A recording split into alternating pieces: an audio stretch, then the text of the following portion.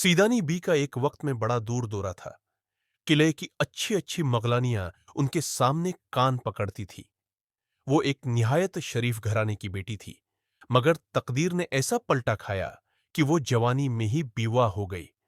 उन्होंने हिम्मत नहीं हारी और सुलाई कढ़ाई के अपने हुनर को अपनी पहचान बना लिया। कुले की बेगमात उनके हुनर की दीवानी थी।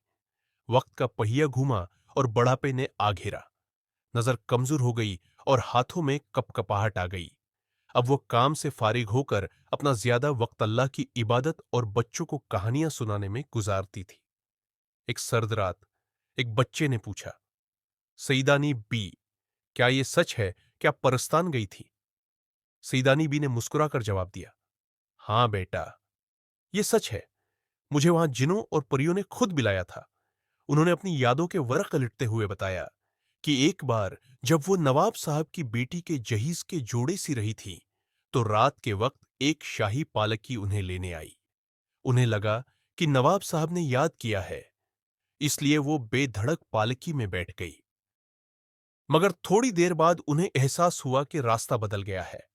जब उन्होंने पर्दा हटाकर बाहर देखा, तो उनकी चीख निकलते निकलते रह गई।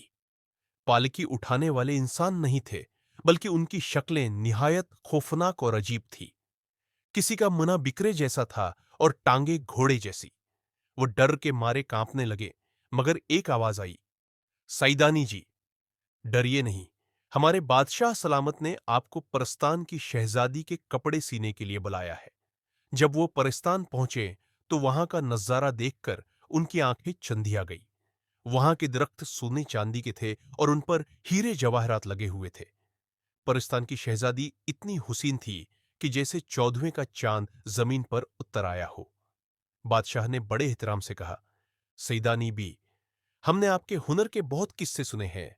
हमारी शहजादी के लिए एक ऐसा जोड़ा तैयार करें जो दुनिया में किसी ने न देखा हो। सईदानी बी ने कई दिन वहां कयाम किया और अपनी तमाम तर महारत शहजादी के लिबास पर लगा दी। जब काम मुकम्मल हुआ, तो बादशाह ने खुश होकर उन्हें एक थैली दी जो वजनी पत्थरों और कोयलों से भरी मालूम होती थी। सीदानी बी को थोड़ा दुख हुआ कि इतनी मेहनत के बदले उन्हें सिर्फ पत्थर मिले, मगर उन्होंने खामोशी से वो तोहफा रख लिया। जब वो वापस अपने घर पहुंचे, तो देखा कि जमीन पर अभी सिर्फ एक ही घंटा गुजरा था। जैसे ही उन्होंने वो थैली खोली, तो उनकी हैरत की अंतहा न रही। वो तमाम पत्थर और कोयले बेश कीमत हीरों, लाल